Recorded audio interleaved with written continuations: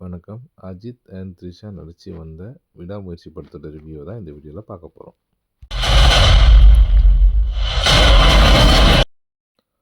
படத்தோட ஓப்பனிங்ல பார்த்தீங்கன்னா, த்ரிஷா அண்ட் அஜித் இவங்க 2 பேருமே வந்து ஏதோ ஒரு பிரச்சனைனால பிரியிற மாரியும், அதனால வந்து இவர் அவங்க அம்மா வீட்ல விடுற மாரியும் ஆரம்பிக்குது.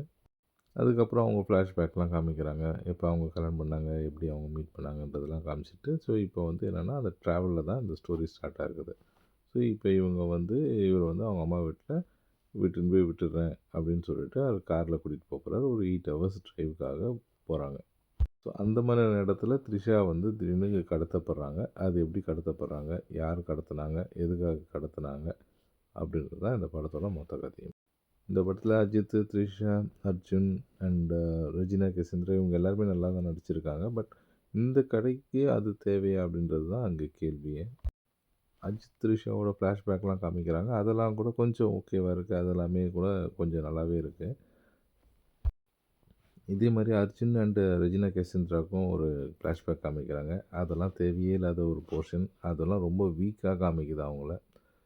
அது ஆக்சுவலாக வந்து 2 பேருமே வந்து ஒரு பைத்தியக்கார ஹாஸ்பிட்டலில் வந்து ஒரு ட்ரீட்மெண்ட் எடுத்துகிட்டு இருப்ப, இவங்க 2 பேருக்கும் வந்து ஒரு லவ் வந்து இவங்க 2 பேரும் வந்து சேர்ற மாதிரி வச்சுருப்பாங்க. கடைசி வரைக்கும் இவங்க 2 பேருமே பைத்தியம் அப்படின்ற மாதிரியே தான் இருப்பாங்க.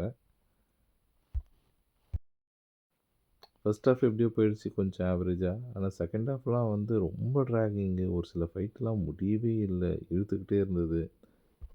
இதில் என்ன கொடுமைன்னா, இந்த படத்தில் வர சீன்ஸ் எல்லாம் பார்த்தீங்கன்னா, விஜயகாந்த் படத்துலேருந்து திருடின சீன்லாம் வச்சுருக்கானுங்க. அந்த சீன் இப்போ பார்க்குறேங்க இதில் போடுறேன்.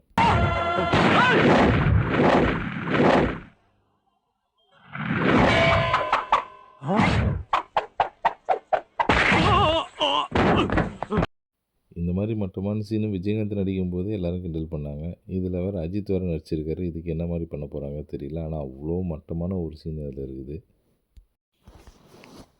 கிளைமேக்ஸ் சீன் அப்போ எப்படியோ வந்து வில்லனெல்லாம் காலி பண்ணி தான் ஆகணும். ஸோ அது ஆஸ் யூஷுவல் ஹீரோ வந்து வில்லனெல்லாம் காலி பண்ணுறாரு. காலி பண்ணி முடிச்சோடனே இப்போ த்ரிஷா எங்கே அப்படின்றது அவருக்கு வந்து இருக்கிறாங்களா இல்லையா அப்படின்ற மாதிரி தேடிட்டுருப்பார். அப்போது ஒரு ரூம் மாதிரி ஒன்று இருக்கும். அந்த ரூம்குள்ளார போகிற சீன் காமிப்பாங்க. அதுவுமே சுத்தமாக கன்வின்சிங்காகவே இல்லை. அந்த ரூம் அவர் எப்படி கண்டுபிடிச்சாருன்ற சீனெல்லாம் ரொம்ப மோசம். எல்லாத்த விட கொடுமை இந்த போலீஸ் ஸ்டேஷனில் அசர்பைஜான் போலீஸ் ஸ்டேஷன்ற இடத்துல வந்து பார்த்திங்கன்னா ஒரே ஒரு போலீஸ் தான் இருப்பார். இந்த படத்தில் வர மாதிரி ஒரே ஒரு குருக்கள் வராரு வழி விடுங்கன்ற மாதிரி இந்த போலீஸ் ஸ்டேஷனில் ஒரு போலீஸ் மட்டும்தான் இருப்பார்.